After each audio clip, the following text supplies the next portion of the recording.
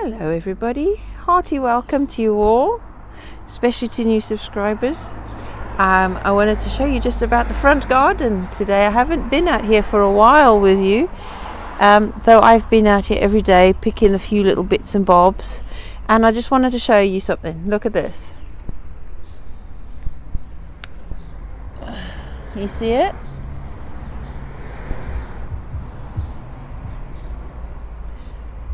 Now, that is not a hoverfly, that is definitely a bee, a honeybee. And I also spotted, look over there on the rhubarb, can you see that?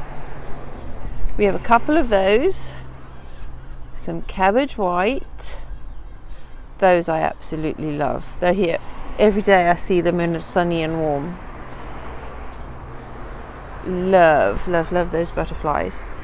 And I also spotted some other hoverflies and a bee fly. And oh look, little tiny bumblebees. Look, oh, they're all over the forget-me-nots. Little tiny bumblebees. You see them? No, you can't see them. Is it there? Where is it gone? I can't get it into the screen. But there are lots of little, oh, it's on the, there, can you see it? Little bumblebee. And these are beautiful bright flowers that I got at the shop. Last week was a Senetti, on Saturday I got them. I just wanted them because they were just so beautifully bright. So they're going to go in the ground soon. The kale has gone to flower, absolutely beautiful. The smell is lovely, the taste is sweet and then cabbagey. Oh, just a lot, perfect for salads. Other things are growing. Look, the aronia berries are getting flowers on them, so they'll be flowering, but they're looking a bit starved. I need to feed them because I think it could be the wood chips that I put down, could be a bit too strong, but they'll be fine. Look at all those dandelions. I'll be picking some of those. No, I won't, because they've been flowering since yesterday, so I'll just pick them and I will allow the new flowers behind them to go, and as soon as they open I shall pick them to dry or to make something else with, like the dandelion jelly I wanted. Allium flowers still threatening to come out. Not just yet. I think it's still a bit too cold at times. Another bulb. Look at that. I think that was one of the giant garlic that I put in there. Peony finally. Where are you? There you go. Can you see it? There it is, the peony. Finally coming through nicely. The one in the back garden's a little bit better. I think I need to put some more compost around these. But I haven't, since I was last showing you, look at that. Moist and black, still full of moisture. And it's totally dry on top. And I haven't watered out here since last year. All it's had is the rain that's fallen.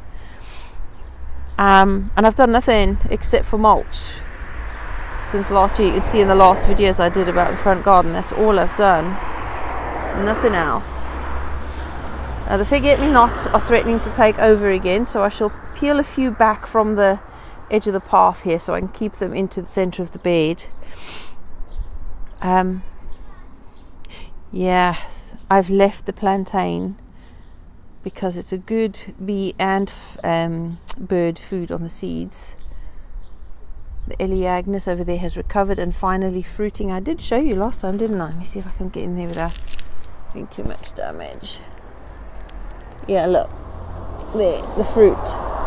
And I tried them.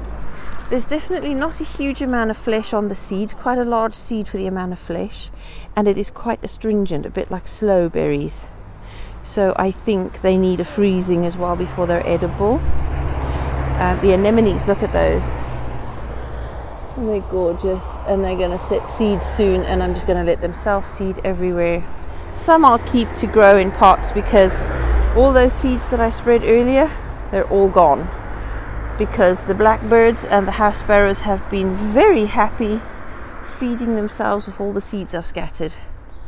I don't mind. And this is the teasel I'm growing specifically because between the forget-me-nots and the teasel, I'm hoping to encourage the goldfinch back again. Oh look, the honeybee is there on the kale flowers.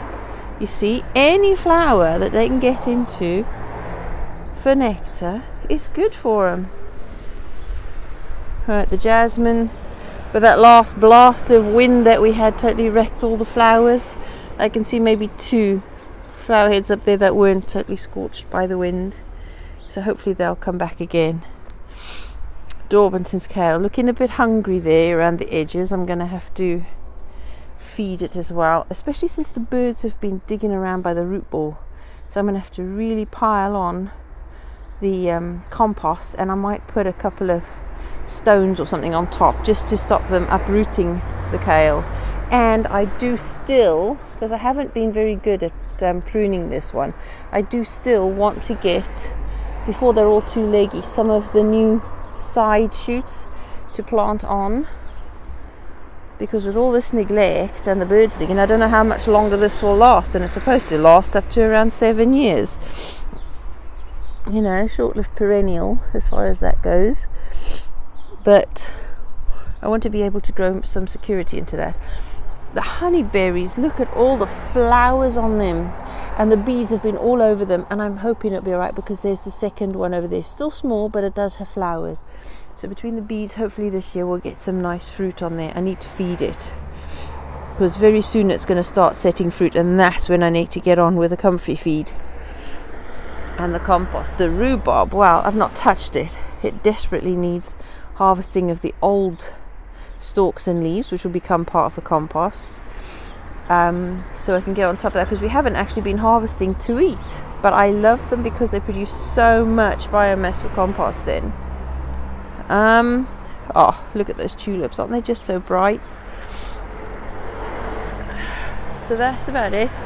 This pile that I get started in the middle with a compost every few months, and it just keeps going down and down, and look, nice and black underneath. So that's composting down nicely,